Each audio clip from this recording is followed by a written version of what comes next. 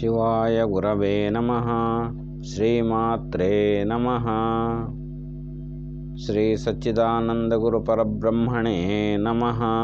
ದೇವಿ ಮಹಾತ್ಮೆ ಗ್ರಂಥ 1ನೇ ಅಧ್ಯಾಯ 44ನೇ ಪದ್ಯ. ಬ್ರಹ್ಮ ಹರಿರುದ್ರಾದಿಗಳ ಜಗದಮ್ಮ ಮರ್ತ್ಯಕ್ಕೆ ತಂದಿಳುಹಿದಳು. ಪೊಮ್ಮೆ ತೋರದ ದೃಶ್ಯವಾಗಿಯೇ ಹೋಗಲಿಕ್ಕೆ ನಾವು. ಅಮ್ಮನನು ಕಳಕೊಳ್ಳೋ ತಾವ ಗುಮ್ಮಳಿಸುತ್ತ ಲಚಾಂಡವೆಲ್ಲವ ಸುಮ್ಮನೆ ತಿರುಗಿದವು ದೇಶಿಗರಾಗಿ ಕೇಳಿಂದ. ಆ ಜಗನ್ಮಾತೆ ತ್ರಿಮೂರ್ತಿಗಳನ್ನು ಬ್ರಹ್ಮ ವಿಷ್ಣು ಮಹೇಶ್ವರರನ್ನು ಭೂಮಿಗೆ ಇಳಿಸಿದ್ರು. ಮರ್ತ್ಯ ಲೋಕ ಅಂತ ಕರೀತಾರೆ. ಮರ್ತ್ಯ ಅಂದರೆ ಭೂಲೋಕ ಅಂತ ಅರ್ಥ.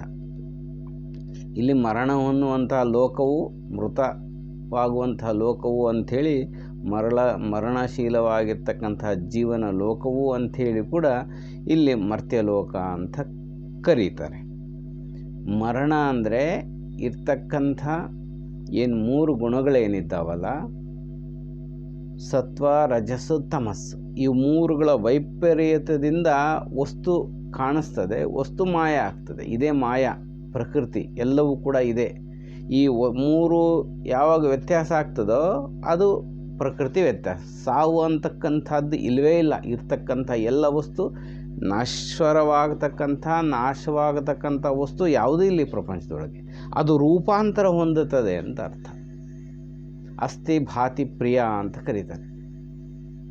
ಹೀಗೆ ನಾಮರೂಪ ಕ್ರಿಯೆಗಳು ಬದಲಾಗ್ತವೆ. ಅಸ್ಥಿ ಭಾತಿ ಪ್ರಿಯ ಅದು ಹಾಗೆ ಇರ್ತಕ್ಕಂಥದ್ದು ಅಂಥೇಳಿ ಶಾಸ್ತ್ರಗಳು ಹೇಳ್ತವೆ. ಹಾಗೆ ಈ ಒಂದು ಲೋಕದಲ್ಲಿ ಸುಖ ದುಃಖ ಅನುಭವಿಸ್ಬೇಕಂದ್ರೆ ಈ ಭೂಮಿಗೆ ಬರಬೇಕು. ಹಾಗಾಗಿ ಈ ಭೂಮಿಗೆ ತಂದು ಅವ್ರನ್ನ ಬ್ರಹ್ಮ ವಿಷ್ಣು ಮಹೇಶ್ವರನ ಇಳಿಸಿ ಅದೃಶ್ಯವಾಗಿರ್ತಕ್ಕಂಥವಳಾಗಿದ್ದಾಳೆ.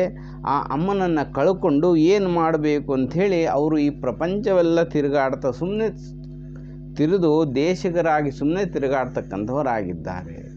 ಇದು ಇರ್ತಾರೆ. ಇದಕ್ಕೂ ನಮಗೂ ಸಂಬಂಧ ಏನಿದೆ ಅಂದರೆ, ನಾವು ಕೂಡ ಇಲ್ಲಿ ಜನ್ಮ ತಗೊಂಡಿದ್ದೀವಿ. ಎಷ್ಟು ಜನ್ಮಗಳು ತಗೊಂಡಿದ್ದೀವೋ, ಸುಮ್ಮನೆ ಬರ್ತೀವಿ ಮತ್ತೆ ಹುಡ್ತೀವಿ, ಸುಮ್ಮನೆ ತಿರುಗ್ತೀವಿ ಹೋಗ್ತೀವಿ, ಸುಮ್ಮನೆ ಬರ್ತೀವಿ ತಿರುಗ್ತೀವಿ ಹೋಗ್ತೀವಿ. ಆದರೆ ಭಗವಂತ ಒಬ್ಬನಿದ್ದಾನೆ. ಅವ್ರ ಕಡೆಗೆ ಮುಖ ಮಾಡಬೇಕು, ಆಧ್ಯಾತ್ಮಿಕ ಜ್ಞಾನ ಪಡಬೇಕು, ಮುಕ್ತಿ ಪಡಿಬೇಕಂತ ಜ್ಞಾನ ಯಾವಾಗ ಬಂದಿದ್ದು? ಯಾವಾಗಲೂ. ಹಾಗೆ ಬ್ರಹ್ಮ ವಿಷ್ಣು ಮಹೇಶ್ವರಾದಿಗಳಿಗೂ ಕೂಡ ಸುಮ್ಮನೆ ಒಂದು ಸುಮಾರು ಕಾಲಗಳು ಅವರು ತಿರುಗಿದ್ದಾರೆ ಅಂತ ಇಲ್ಲಿ ಹೇಳ್ತಾ ಇದ್ದಾರೆ. ನಾವು ಕೂಡ ಈ ಜನ್ಮಗಳಲ್ಲಿ ಮನುಷ್ಯರಲ್ಲ, ಪ್ರತಿಯೊಂದು ಜೀವಿ ಕೂಡ ಭೂಮಿಯಲ್ಲಿ ಹುಟ್ಟಿ ಸುತ್ತಿ ತಿರುಗ್ತಾ ಇದೆ.